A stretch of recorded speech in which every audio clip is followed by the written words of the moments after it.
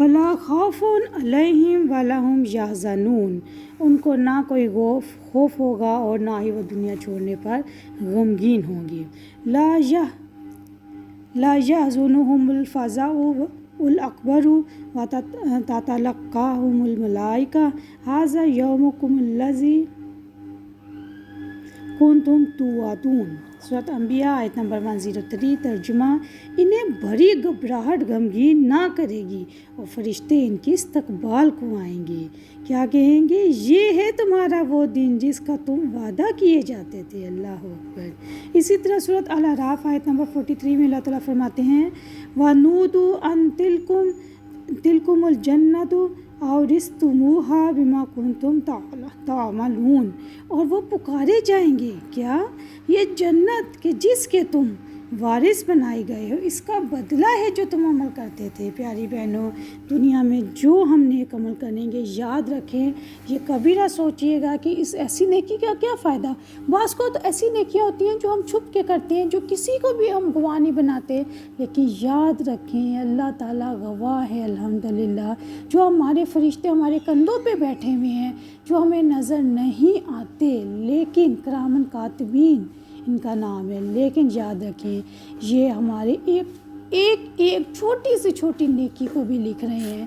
یاد رکھیں اگر دنیا میں آپ کی نیکی کا چرچا نہیں ہوتا، دنیا میں آپ کی نیکی کا کسی کو بھی پتہ نہیں چلتا، لیکن یاد رکھیں جو ہماری نیکیوں کی کاپی ہے اس کے اندر لکھا جا رہا ہے۔ ہدایت کی پیروی کرنے والوں کے لیے خوشخبری دی جا رہی ہے کہ تم لوگوں کو خوشخبری ہو، اور کہ تم لوگوں کو نہ کبھی کوئی خوف ہوگا اور نہ ہی تم لوگ غمگین ہوگے۔ اور یاد رکھیں پیاری بہنوں، جو کوئی ہدایت کی پیروی کرے گا اس میں کون لوگ شامل ہیں؟ اس میں ہر سچا مومن شامل ہے جو سچے دل سے اللہ کی عبادت کرتا ہے، صرف اور صرف اللہ کی رضا کے لیے، اللہ کو خوش رکھنے کے لیے۔ ہر سچا مومن اس آیت کی روشنی سے ہدایت پر ہے، اور وہ انشاءاللہ تعالیٰ دوبارہ جنت میں ضرور جائے گا۔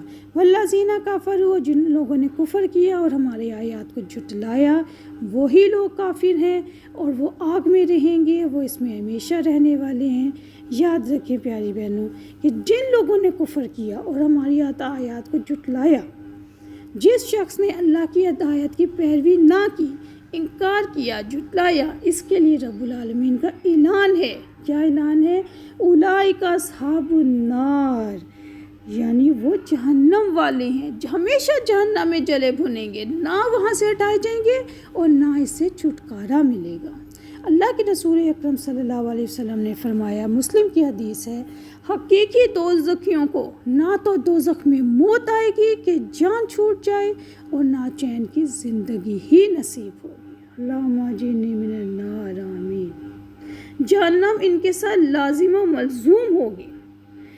اب یہاں پہ آپ دیکھیں لفظ آ رہا ہے کذبوا بآیاتنا، آیات کو جھٹلایا، آیات کو جھٹلانے والے۔ اس سے کیا مراد ہے؟ اس سے مراد یہ ہے کہ اللہ تعالیٰ کی نشانیوں کو، انبیاء کرام علیہ السلام کے معجزات کو اور اللہ تعالیٰ کے احکامات کو جو انسان ماننے سے انکار کرے گا اور جو اس سے رہنمائی نہیں لے گا، سمجھ لیں کہ وہ اللہ کی آیات کو جھٹلا رہا ہے۔ نعوذ باللہ، کتنا بڑی اس کی سزا ہے۔